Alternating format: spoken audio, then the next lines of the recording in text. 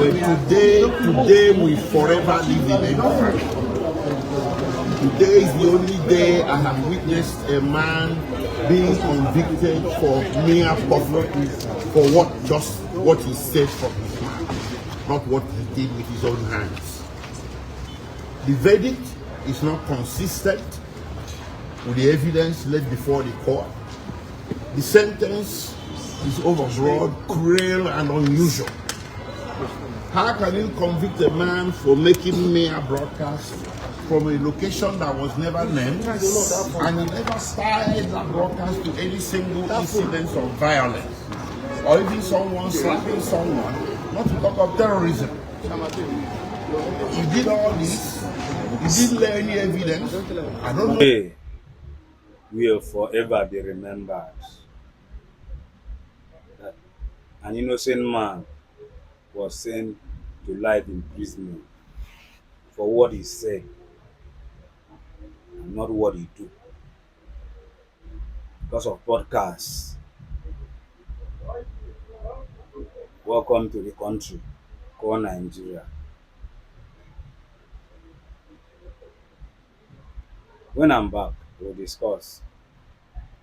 Where this whole verdict can be grounded on law, logic, or facts. We disagree with the judgment vehemently, and we are going to fight it from here onwards until justice is done. The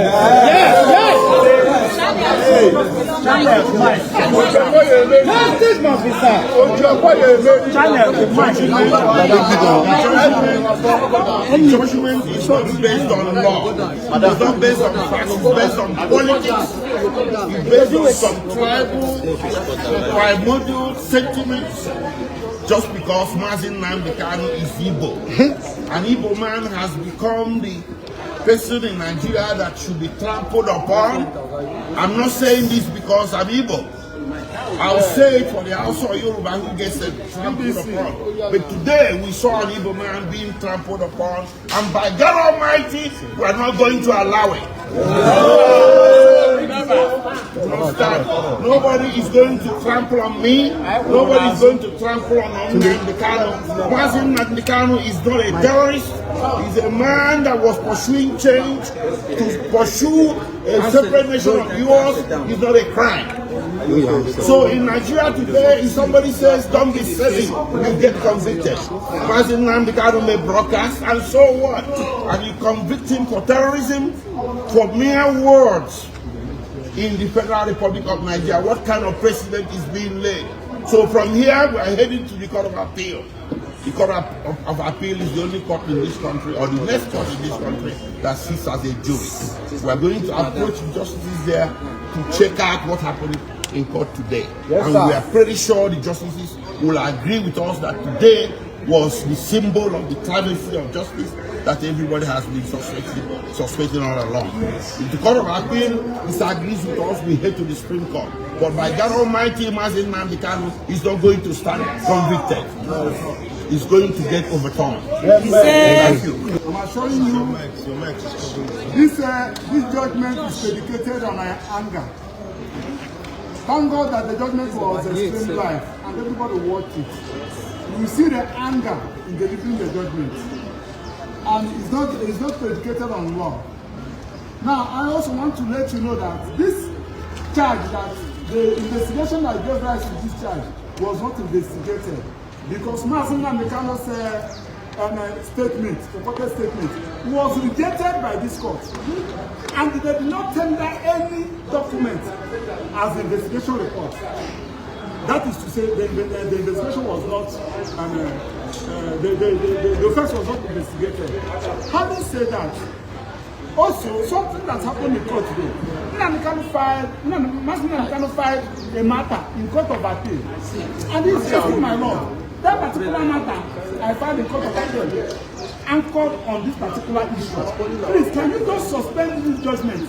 Let Court of Appeal direct what to do. My Lord refused. Now, on the issue of anger, you journalists will bear with Nnamdi Kanu. Nigerian government and the judiciary are not fair to Nnamdi Kanu. What do I mean? Nnamdi Kanu was given judgment by court of appeal, federal government refused to comply with that judgment given by court of appeal until after 8 days before they appeal against it. When we get to the Supreme Court directed prosecution what to do. Amend this particular charge. Nnamdi Kanu was saying that, please, can you amend this charge? They refused. With the combined effect of all this, it's okay now. I'm assuring you that this judgment will not stand. Court of appeal will do justice. I want you to check the record of proceedings and evidence tendered, reconcile it with the judgment. Now you now see what we are talking about. You are bringing British into this matter, bringing America into this matter. You are now trying to show us so that the British and America will be against Nnamdi Kanu. Something that was not an issue, that was never given evidence on, and they are raising the issue. So this is a judgment against the Igbos. This is a judgment against the people of Southeast, and it's because of Nnamdi Kanu. You cannot give this kind of judgment to a northerner. You cannot give it to a southwestern. You cannot give it to another tribe in Nigeria apart from the Igbos. And we are going to start against it because it has happened in this country against some other persons. Nnamdi Kanu was sentenced to life imprisonment today because of the podcast he made. Just because he wants the freedom of certain nation. But there are many terrorists killing Christians. You cannot sentence. You cannot even arrest one of them. You cannot even send one of them to jail. But for somebody that speak for freedom, he is today sentenced to life imprisonment. Welcome to the country called Nigeria. Where is the law? Where is the government? What is the hope of common man?